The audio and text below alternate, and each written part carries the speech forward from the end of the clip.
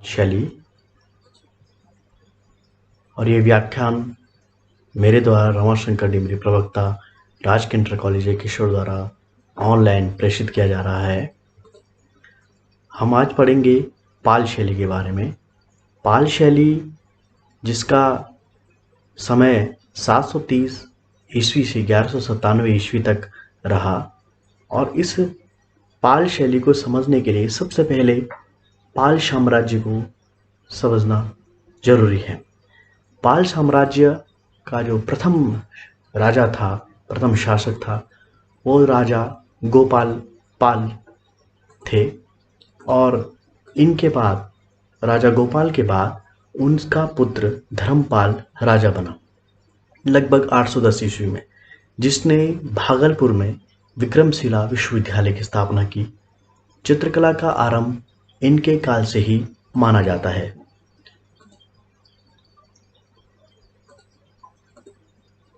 राजा धर्मपाल के बाद उनका पुत्र देवपाल राजा बना और इनका कार्यकाल 810 ईस्वी से 850 ईस्वी तक रहा।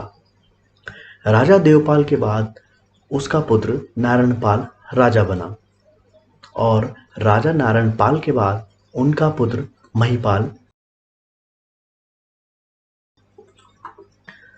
पाल शैली के सभी राजा बौद्ध धर्म को मानने वाले थे। इसी कारण बौद्ध धर्म के चित्र पाल शैली में अधिक बने हुए हैं, लेकिन कुछ हिंदू धर्म से संबंधित चित्र की भी प्राप्ति पाल शैली में हुई है। पाल वंश के बाद शैन वंश ने पाल शैली के विकास में योगदान दिया। कुछ लोग मानते हैं कि शैन वंश जो आखिर में रहा, उस वंश ने ज़्यादा योगदान दिया, कुछ पाल कहते हैं। लेकिन इतिहासकार इस मत पे सम्मत हैं कि पाल वंश और शैन वंश दोनों के ही समय में पाल शैली का विकास हुआ है। पाल शैली का परिचय। पाल शैली का विकास भारत के पूर्वी भाग में हुआ। आपके सामने एक मानचित्र है, इसमें आप पाल साम्राज्य देख सकते हैं कि पाल साम्राज्य का विस्तार भारत में कहां कहां तक फैला हुआ था। पाल शैली के जो प्रमुख केंद्र थे, बंगाल, बिहार और नेपाल रहे। पाल शैली की लिपि देवनागरी लिपि थी। जितने भी पांडुलिपियां पाल शैली में प्राप्त हुई हैं, उन सभी पांडुलिपियों में जो लिपि का प्रयोग हुआ है वो देवनागरी लिपि है। पाल शैली का नामकरण। पाल शैली के नामकरण में विभिन्न विद्वानों के अलग अलग मत रहे हैं। तिब्बती इतिहासकार लामा तारानाथ ने 9वीं शताब्दी में भारत के पूर्वी भाग में जिस शैली का उदय माना, उसे उन्होंने पूर्वी भारत शैली कहा। प्रसिद्ध कला समीक्षक हेलन रूबिसो ने इस शैली को बिहार शैली कहा। लेकिन कुछ कला समीक्षक ये मानते हैं कि सिर्फ बिहार से पाल शैली को जोड़ देना पाल शैली के साथ न्याय संगत नहीं होगा। पाल राजाओं के योगदान को भुलाया नहीं जा सकता था, अतः पाल शैली नाम ही सबसे उपयुक्त नाम रहा। कलाकार धीमान और उसके पुत्र विद्पाल का इस शैली के विकास में महत्वपूर्ण भूमिका रही है। पाल शैली 5 रूपों में विकसित हुई है। पहली, स्थापत्य कला, अर्थात जिस कला में भवनों, मंदिरों, गोपुरों, मंडपों, राजप्रसादों आदि का निर्माण किया जाता है, उसे स्थापत्य कला कहा जाता है। दूसरा, मूर्तिकला। मूर्तिकला पाल शैली में काफी उन्नत किस्म की मूर्तियों का निर्माण किया गया है। तीसरा जो रूप है, टेराकोटा कला का। टेराकोटा मृद भांड की कला को कहा जाता है, जिसमें मिट्टी के बर्तनों को भट्टी पे ताप दे करके पकाया जाता है और उसके बाद उस पर विभिन्न रंगों के द्वारा चित्रकारी की जाती है। चौथा रूप है चित्रकला, यानी कि जो पेंटिंग वाला फॉर्म है, जिसका अध्ययन हम अपने विषय के रूप में करते हैं। पांचवा, भित्ति चित्र। भित्ति चित्र अर्थात म्यूरल्स, जिन्हें दीवारों पर, पत्थरों पर या राजभवनों की दीवारों पर बनाया जाता है। पाल शैली हिंदू और बौद्ध धर्म से प्रभावित थी।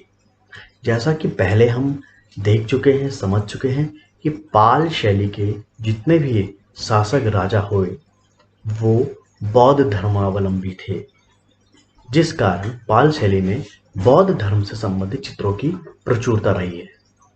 पाल शैली में दो प्रकार के चित्र बने हैं। पहला, भित्ति चित्र अर्थात म्यूरल्स। दूसरा, पांडुलिपि अर्थात मैन्युस्क्रिप्ट। पाल शैली के चित्रों की विशेषताएं। पाल शैली में पोथी चित्रों एवं लघु चित्रों का निर्माण हुआ। यह चित्र ताड़पत्र पर बने होते थे।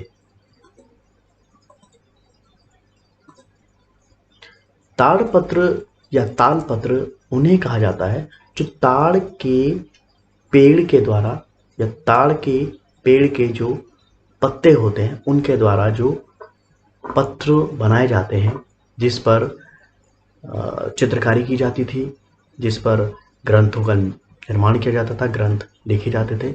और तालपत्र या ताड़पत्र की नाप या माप 22 सही 1/4 गुणा 2.5 सेंटीमीटर होती थी। भारतीय कीर्ति संपदा राष्ट्रीय पांडुलिपि मिशन की वेबसाइट पे आप जा सकते हैं और वहाँ पर आप पांडुलिपियों के बारे में काफ़ी कुछ सीख सकते हैं, समझ सकते हैं कि पांडुलिपियों का संवर्धन, पांडुलिपियों का संरक्षण किस प्रकार किया जाता है, और पुरानी पांडुलिपियों का अध्ययन भी आप यहाँ पर कर सकते हैं। राष्ट्रीय पांडुलिपि mission, national mission for manuscripts में कई सारे कोर्सेज भी कराए जाते हैं, तो आप इस साइट का भी अध्ययन जरूर कीजिए। पाल शैली में अधिकतर बौद्ध धर्म से संबंधित चित्रों की अधिकता है।